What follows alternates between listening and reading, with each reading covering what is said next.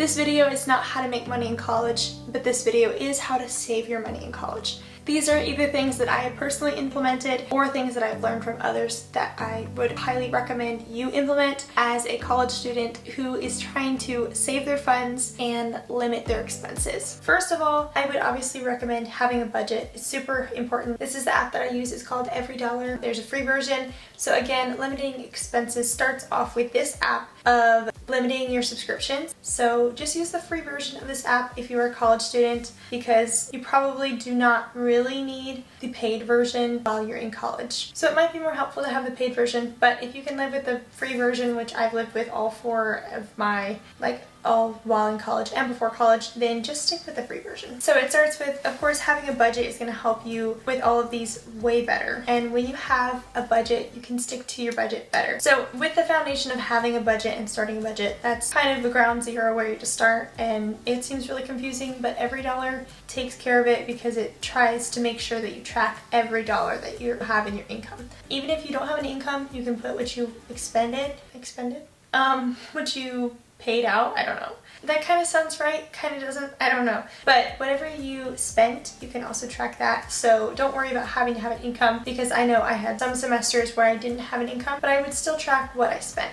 Moving on, some more practical tips for you guys. Set boundaries and then say no. This is so much easier said than done. Every once in a while, I would go a whole month with just not buying desserts. I haven't bought a dessert in a while. I still occasionally will. Like for instance, Chick-fil-A, I haven't bought a dessert in a really long time because I only allow myself to get a dessert if I'm using my free points for it. So setting boundaries, cutting out entire categories of items not to buy is super helpful, because then you just have that whole category and you're like, no, I can't even have some of it. Other people can have more discipline and just be able to buy certain things but not others. But personally, sometimes it's just easier to cut out the whole category. This is gonna sound super basic and straightforward, but don't buy the things that you don't need. And this is like, wow, you sound like you're my parent. But honestly, my dad would tell me that all the time. He'd ask me that all the time. Do you need this? And I would be trying to find ways that I would need the item.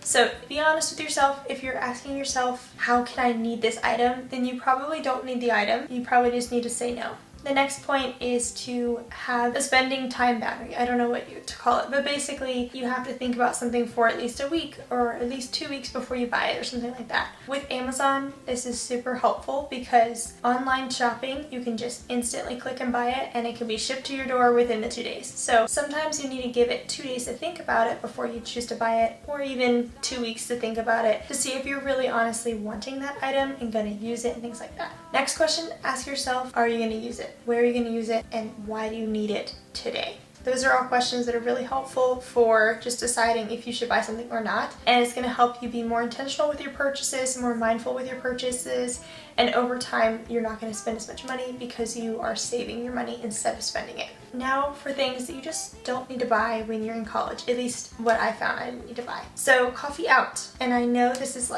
so hard to do because I was not very good at doing it myself. But what I did do is I stopped buying hot coffee out. That was something I could make a compromise since I like both iced coffee and hot coffee. I stopped buying hot coffee out because I could just make it in my dorm, and that would save me some money. Just also helped me to have that habit of making coffee in my dorm, which helped me to also make iced coffee in my dorm more frequently rather than going out and buying an iced coffee. Coffee is also a way that you can spend time, whether it's on a date or with just a friend, and investing in one another and hanging out, catching up. So I know that for me, it was not attainable to never buy coffee. My mom has started to play the piano, so I'm sorry if you hear that in the background, but we're just gonna keep going. Don't buy apps and subscriptions. Anything digital will just pull your money so quickly because it's so convenient. So I would limit subscriptions wherever you can. And in college, you also don't have a ton of time. I feel like, at least I didn't have a ton of time to watch movies and things like that. So cancel your movie subscriptions if you have those while you're in college. At least that's my recommendation for if you're really trying to cut out costs. Extra or new beauty products, clothes, hair, accessories. These are things that during the college season I would try to limit. I wouldn't experiment with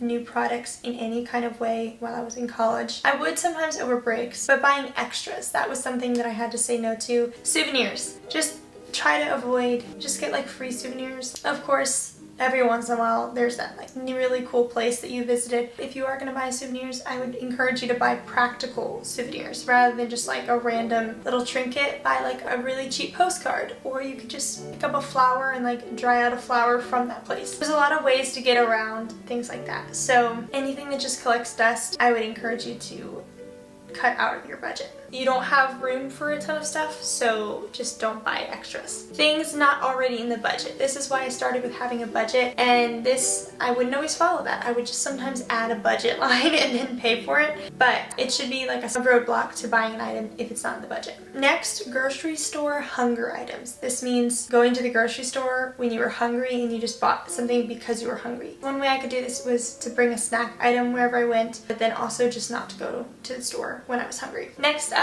don't buy paper dishes. It's gonna be convenient to buy paper dishes and just throw them away, but you do have a sink in your dorm most likely, so you can just buy like 2 plastic plates and then just wash those as you use them instead of spending extra money on paper stuff that you're gonna throw away. Same thing goes for utensils. And then another tip for saving money in college is to make a cheaper swap. So I know that with the society we live in, aesthetics is a huge thing, and I myself love aesthetics, but don't fall into the trap of it's aesthetic and it's trendy and it's new and everyone has it and buying it. And just because it's super aesthetic doesn't mean it's always the most practical. So if you already have an item that's less aesthetic, try to renew it or make it more aesthetic, or just use that thing that you already own instead of buying a new one. Case in point is like a new water bottle. Don't buy the new water bottle. It's super aesthetic if you already have a water bottle that works, even if it's not quite as aesthetic. And then making a cheaper swap is just looking into the prices and looking around at other stores that sell that same item and then getting the same item there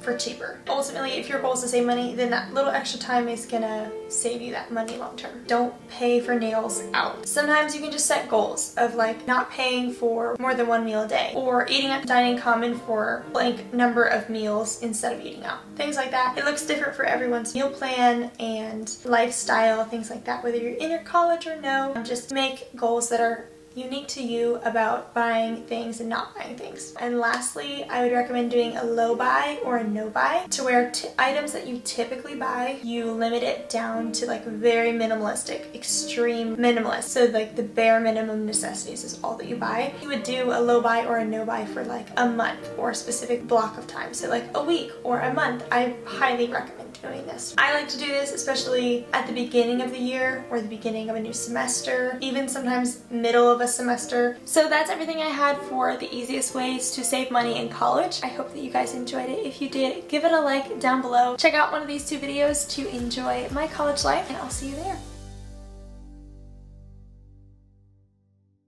We are in my room while I'm at home on my couch with these pillows. So now to things that you just don't need to buy.